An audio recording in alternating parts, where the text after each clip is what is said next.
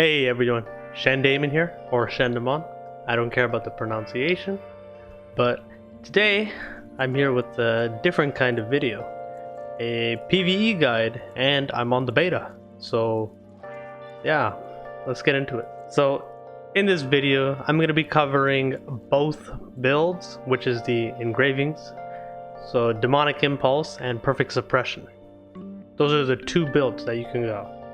In this build, I'll talk about the common skills, the engravings, as well as the viability of the build. Just keep in mind that this is in tier 1 and this is in the beta, so it may change.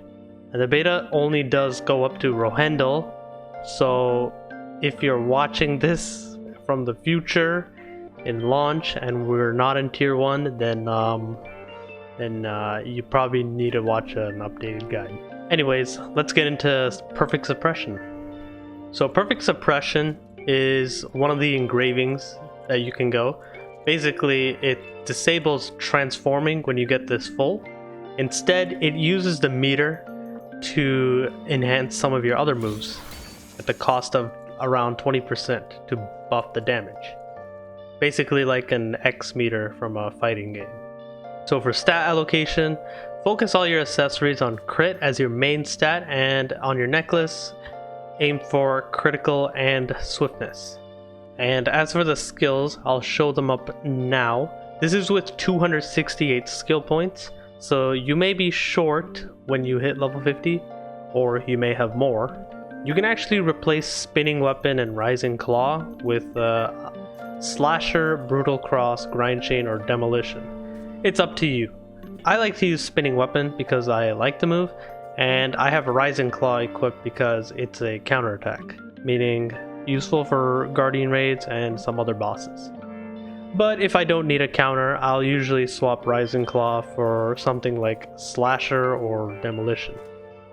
Make sure to take tripods that have Encroachment Discharge. This disables the gain you get but increases the damage, and you don't really need the gauge because you can't transform. Some of the moves have this, so be sure to take that. And other moves such as Cruel Cutter have Encroachment Release. What this means is that it consumes 20% of your meter for additional damage. Spinning Weapon and Demolition have this when you max them, so I don't have it maxed in this video, in this build, but when you max them, be sure to take this. Now, as for how you use your skills, Howl is a synergy, 12% damage increase. Make sure you take the first tripod in the last tier. Basically, you want to use Howl first and then do your full combo, right? Then this will actually ensure that you get a lot of damage in. As for engravings, you can actually keep Perfect Suppression 1, which is the class engraving, as getting further levels of this only increases your damage by 5% per level. And you're much better off with a common engraving because class engravings are a little bit tricky to get. Grudge 3 is a must, be sure to get that. And since you have room, because you're only taking the class engraving 1, I recommend taking either Cursed-Doll, Raid Captain, or Keen Blunt.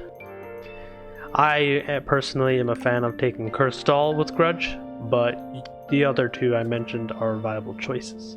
As for the viability of this build, it's very consistent, meaning it's good throughout current content, this content, and future content, whatever. It's relevant basically throughout the entire game's lifetime. Now, as for Demonic Impulse, this build focuses on the demon form.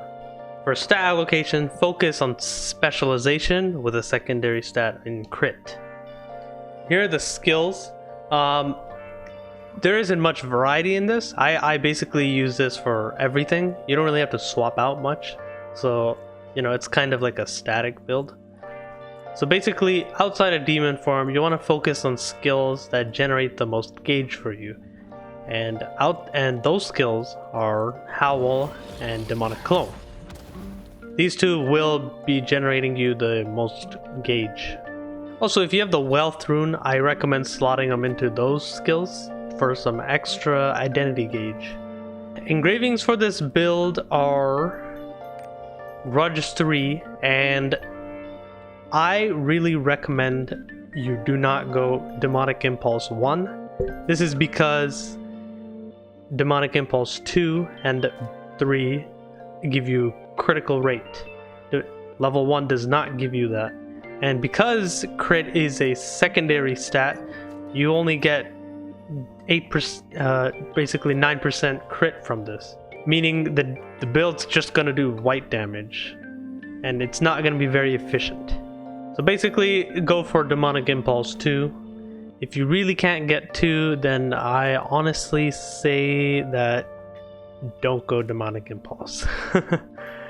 And speaking of that, the Viability, again, you need Demonic Impulse 2. This build is, if you can make it work, it works, but because tier 1 content doesn't have a lot of specialization, so this is just an estimate with 750 specialization, because that's like kind of what my accessories added up to.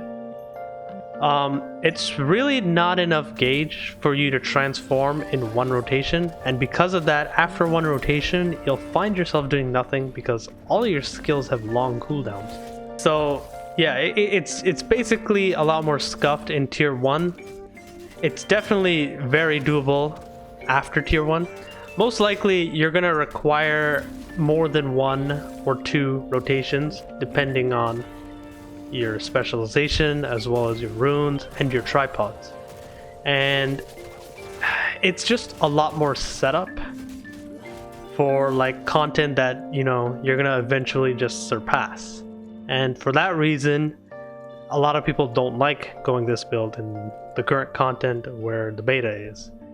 And honestly, I probably won't be doing this too, even though I play this class for the demon form, but you know, it's just, if I can set it up, I'll do it, but I will probably stick to Perfect Suppression.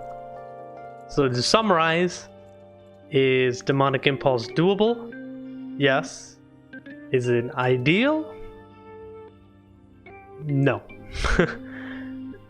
And as for the DPS of both classes, even with Demonic Impulse 2, I found that the human build just has a lot more burst damage than the Demonic Impulse. This is because of the time it takes to actually transform. But anyways, that's basically my PvE build guide overview on Shadowhunter. A lot of people asked me for this, and I have delivered, hopefully. If you have any questions or concerns, leave them in the comment, and consider subscribing. It does help. I appreciate it. And also check out my Twitch if you're interested. I haven't, from the time I'm uploading this video, I haven't streamed since what, August? I will be slowly starting the streams up again if you're interested. It'll probably be me just messing around on Russia, but you can come hang out. And yeah, I'll see you later.